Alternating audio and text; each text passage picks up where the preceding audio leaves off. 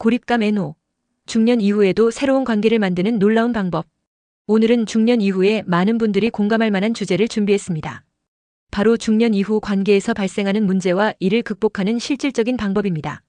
나이가 들수록 인간관계에서 갈등이 생기거나 멀어지는 경우가 많습니다.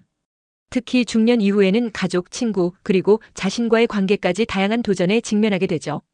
이번 영상에서는 중년 이후 관계의 문제와 그 원인을 깊이 분석하고 이를 극복하기 위한 실질적이고 구체적인 방법들을 하나씩 알아보겠습니다.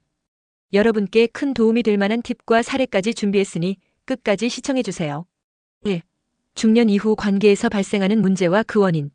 먼저 중년 이후 많은 사람들이 공통적으로 경험하는 대표적인 관계 문제는 무엇일까요? 1. 소통의 단절.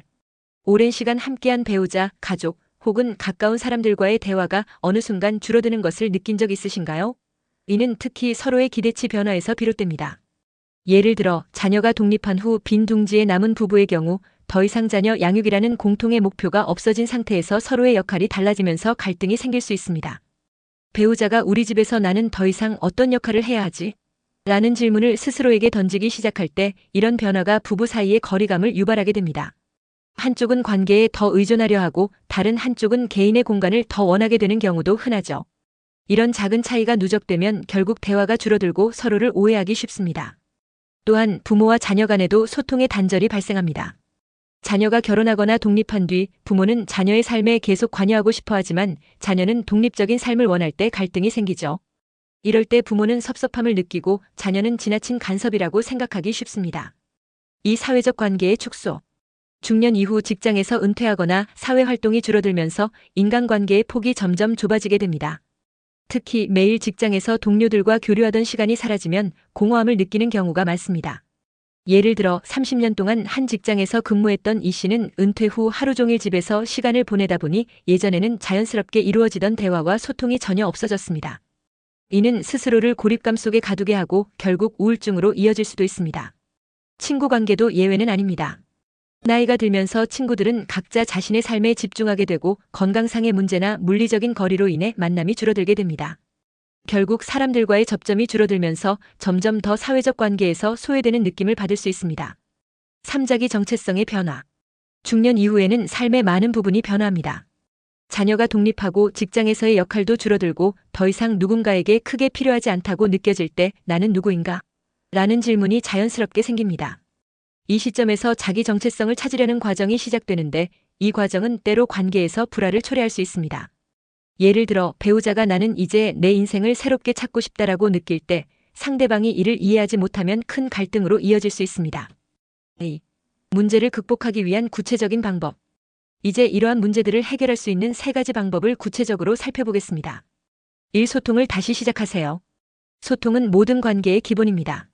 특히 중년 이후에는 서로의 감정을 솔직히 나누고 서로의 기대를 명확히 하는 것이 중요합니다. 여기서 가장 중요한 것은 감정을 비난 없이 전달하는 법입니다. 예를 들어 배우자에게 왜 당신은 나한테 관심이 없냐라고 묻는 대신 나는 요즘 당신의 관심이 필요하다고 느껴라고 말하면 상대방이 방어적으로 나오지 않고 열린 마음으로 대화를 이어갈 가능성이 높아집니다. 또한 자녀와의 대화에서도 소통의 방법이 중요합니다. 자녀가 독립한 후 부모의 역할을 줄이려 할 때 부모는 섭섭함을 느낄 수 있습니다. 하지만 이럴 때 감정을 강요하지 말고 나는 내가 잘 지내는 모습을 보면 정말 행복해라는 식으로 긍정적인 감정을 표현하는 것이 중요합니다. 이 새로운 관계를 만들어 보세요. 새로운 관계를 만드는 것은 고립감을 극복하고 삶의 활력을 되찾는 데 큰 도움이 됩니다. 여러분이 좋아하는 활동이나 취미를 통해 다양한 사람들과 만날 기회를 만들어 보세요.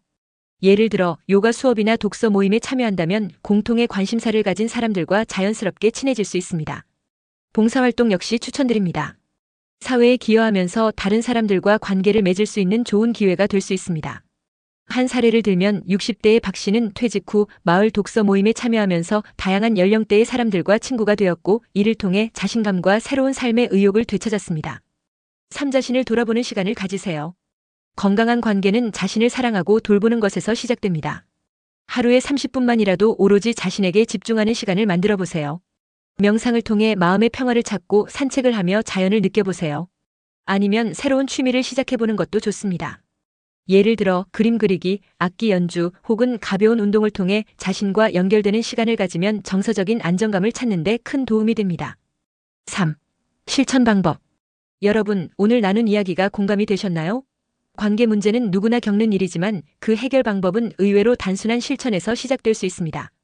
오늘 말씀드린 팁 중 하나라도 실천해 보신다면 지금의 관계가 조금씩 나아지는 것을 느끼실 수 있을 겁니다.